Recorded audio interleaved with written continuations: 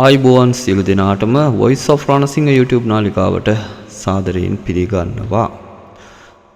අද අපි මාතෘකාව කරගන්නේ මව්බිම පුවත්පතේ පළවෙච්ච මුල් පිටුවේ පළවෙච්ච මාතෘකාවක්. ඒ තමයි අද හෙට හම්බන්තොට වරායෙන් 1700ක් වාහන නිකුත් වෙනවා කියන එක තමයි තියෙන්නේ. අපි ඒ පිළිබඳව නෙවෙයි අද කතා කරන්න යන්නේ. අද කතා කරන්න යන්නේ ශ්‍රී ලංකා මහා බැංකුව එහෙම නැත්නම් ශ්‍රී ලංකා රජය මේ ආර්ථික අර්බුදයක් තියෙන මොහොතක ඇයි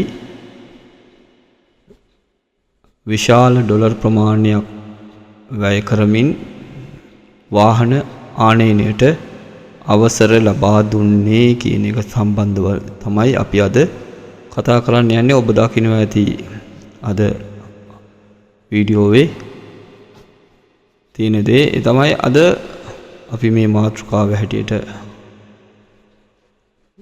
කතා කරන්නේ. රජය ඇයි වාහන ආනයනයට අවසර ලබා දුන්නේ? මුලින්ම කියන්න ඕනේ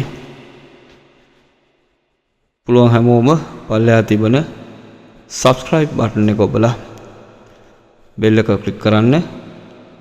එතකොට මේ වගේ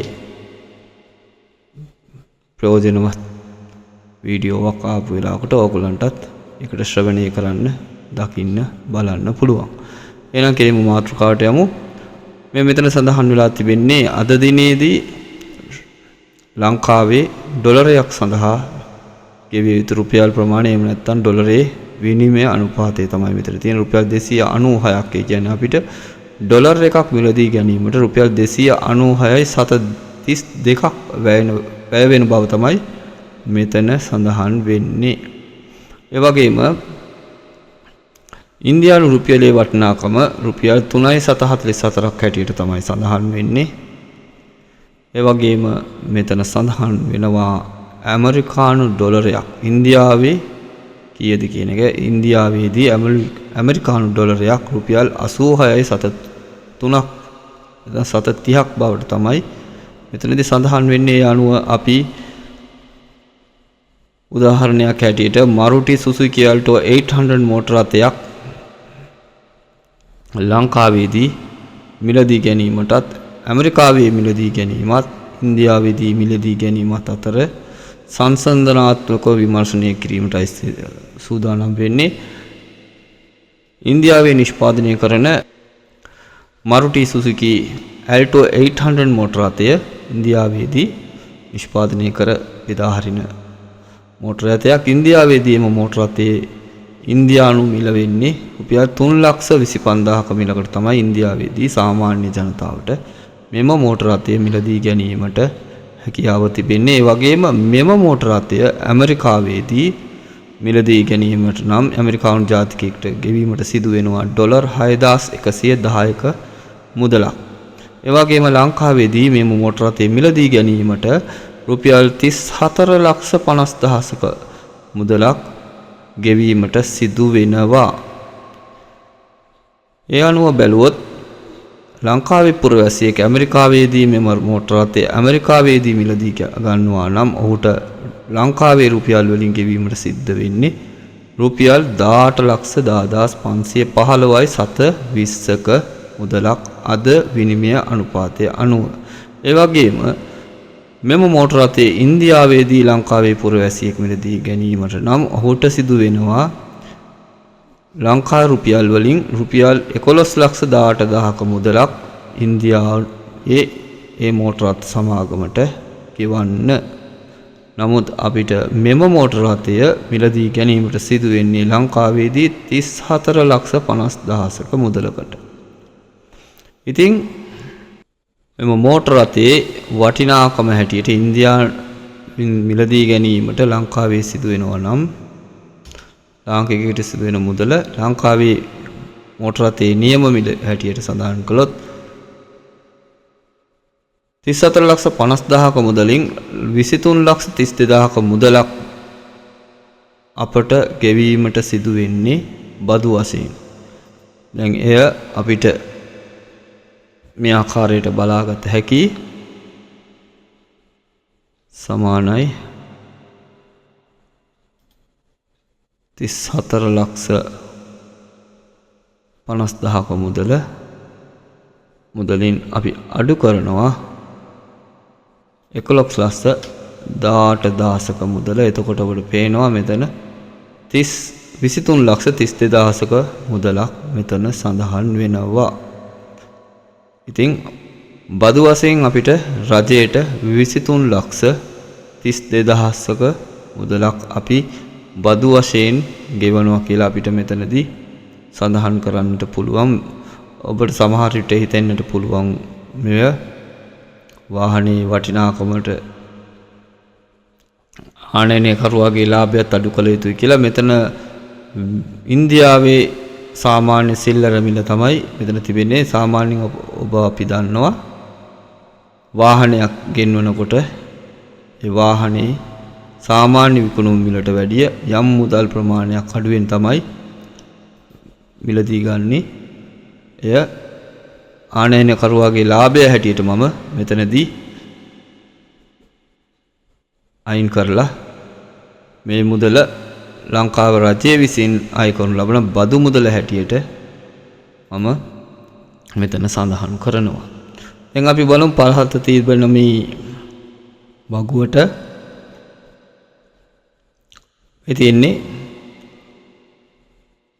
මේ Maruti Suzuki 800 මෝටර රථය අපි ලංකාවේදී ඩොලර් වලින් මිලදී ගන්නවා නම් ඒ සඳහා අපිට ගෙවීමට සිදුවෙන මුදල. ඒ කියන්නේ 34,50,000ක මුදල අපි ඩොලර් වලින් ලංකාවේදී ගෙවනවා නම් අපිට සිදු වෙනවා ඩොලර් 11,642.82ක මුදලක් ඩොලර් වශයෙන් ගෙවන්නට. නමුත් අපිට මෙම මෝටර රථයේ සැබෑ වටිනාකම හැටියට සඳහන් කරන්නට සිද්ධ වෙන්නේ ඩොලර් 3,772.95ක්. ඉතින් ඒ සෑදෙන්නේ මෙහෙමයි.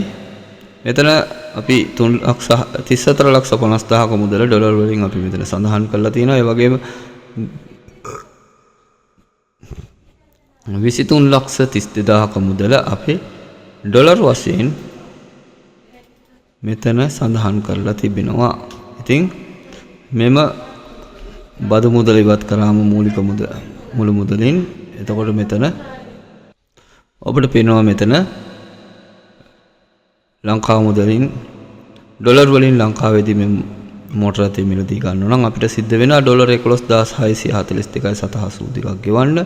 ඒ වගේම මෙතන සඳහන් වෙන්නේ මේ බදු මුදල ලෙස හැටියට අපි හඳුන්වපු ඒ මුදල ඩොලර් වලට පරිවර්තනය කරාම මෙතන ඩොලර් 7,869.87ක් තිබෙනවා.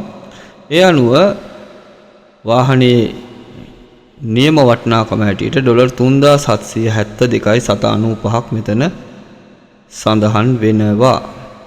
ඒ අනුව මේ ඩොලර් 3,772.95ක් කියන්නේ ලංකාවේ රුපියල් වලින් නම් රුපියල් 11,18,000ක මුදලක්. ඒ කියන්නේ මේ Alto 800 මෝටර රථයේ නියම වටිනාකම වෙන්නේ 11,18,000ක් පමණයි. අපේ කතාවේ හොඳම හරියට තමයි දැන් අපි එන්නේ. ඒ කියන්නේ මෙතනදී අපි මෙතන පෙන්눔 කරනවා ලංකා රජය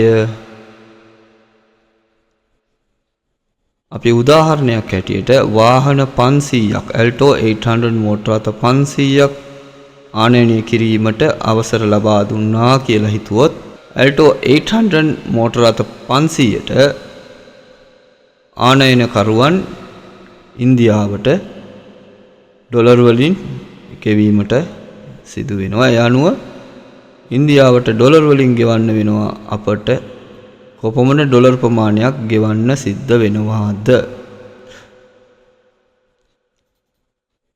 ඒ තමයි එක් වාහනයක් ඩොලර් 3,772.95ක් වෙනවා. ඒ 500න් වැඩි කරාම ඩොලර් මිලියන 1.8864774ක් ආසන්න වශයෙන් ඩොලර් මිලියන 1.9ක මුදලක් මෙම වාහන 500 ආනයනය සඳහා අපට ඒ මෝටර රථයේ නිෂ්පාදනය කරන සමාගමට ගෙවීමට සිදු වෙනවා. දැන් අපිට මෙම මුදල ඩොලර් මිලියන 1.9කට ආසන්න මුදල රුපියල් වලට පරිවර්තනය කළොත් අපිට සිදු වෙනවා රුපියල් මිලියන 559ක් වැය කරන්න. අපි හිතමු මෙහෙම. ලංකාව රජය ඔබට ඩොලර් විකුණනවා. ඔබ සතුව තිබෙන රුපියල් මිලියන 559ක මුදල ඔබ ලබා දීලා ලංකා රජයෙන් ඔබ ඩොලර් මිලියන 1.9කට ආසන්න ඒ ඩොලර් ප්‍රමාණය මිලදී ගන්නවා. ඒ කියන්නේ ඔබට ඩොලර් මිලියන 18,86,474න් ඔබට රුපියල් වලින් ලබා ගත හැක්කේ රුපියල් මිලියන 559ක් පමණයි. දැන් අපි මේ බලන්නේ ඇයි මේ වාහන රජය ගෙන්වීමට අවසර දුන්නේ මෙතරම් විශාල මුදලක් වැය කරලා. දැන් අපි බලමු මේ 34,50,000ක මුදල. එය ඩොලර් වලට පරිවර්තනය කරාම ඩොලර් 11,642යි 782ක් බවට මෙතන පෙන්වුම් කරනවා. එය අපි 500න් වාහන 500කට වැඩි කරාම අපට ඩොලර් මිලියන 5.8ක් නැත්නම් ඩොලර් 58,21,409ක් මේ වාහන 500 ඔබ ඩොලර් වලින් මිලදී ගන්නවා නම් ඔබට වැය කරන්න වෙනවා ඩොලර් 58,21,409ක්. සැබෑවටම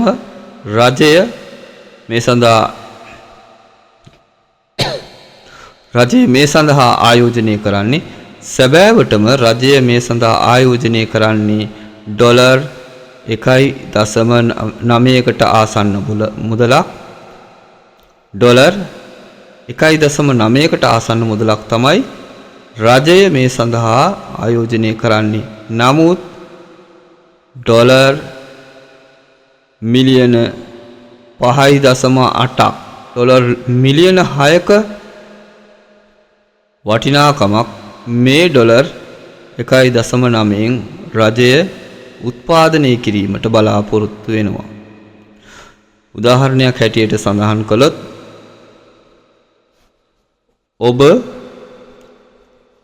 රුපියල් 100ක් දීලා ගන්න පොල් ගෙඩියක් රජය උත්සාහ කරනවා ඔබට රුපියල් 500කට ලබා දෙන්න.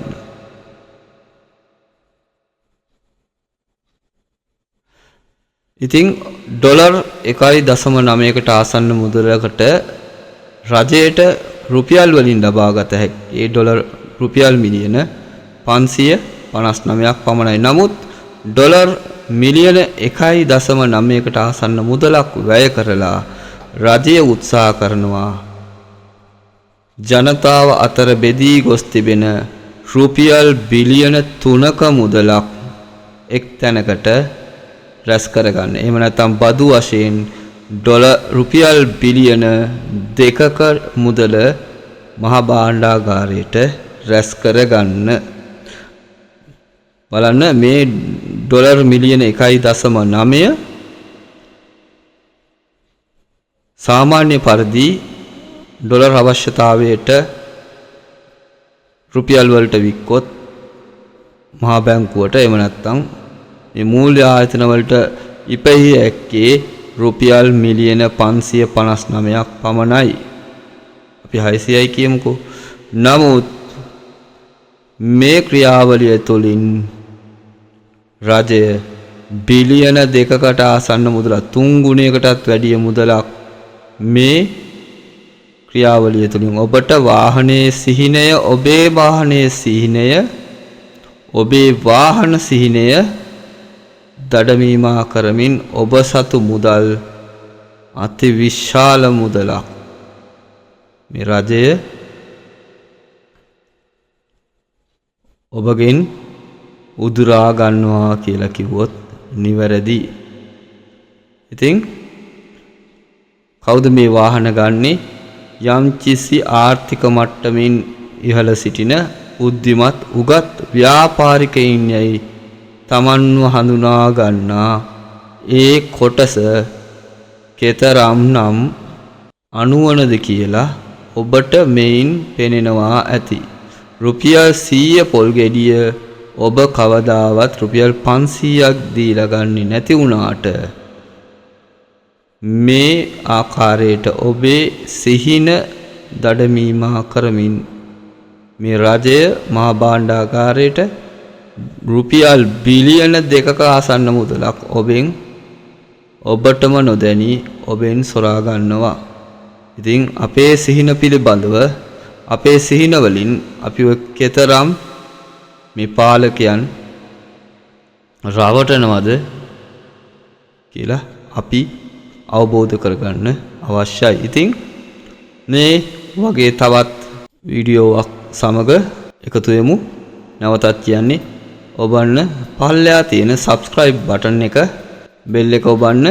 ඉතින් මේ වගේ වීඩියෝවක් ඔබට නරඹන්නට හැකියාව ලැබෙනවා තවත් ආකාරයකින් හෙට දිනේදීත්. එහෙමනම් සමුගන්නවා ඔබගෙන් සුබ ගමන් සුබ දවසක් සියලු දෙනාටම ජීංගෙන් නම්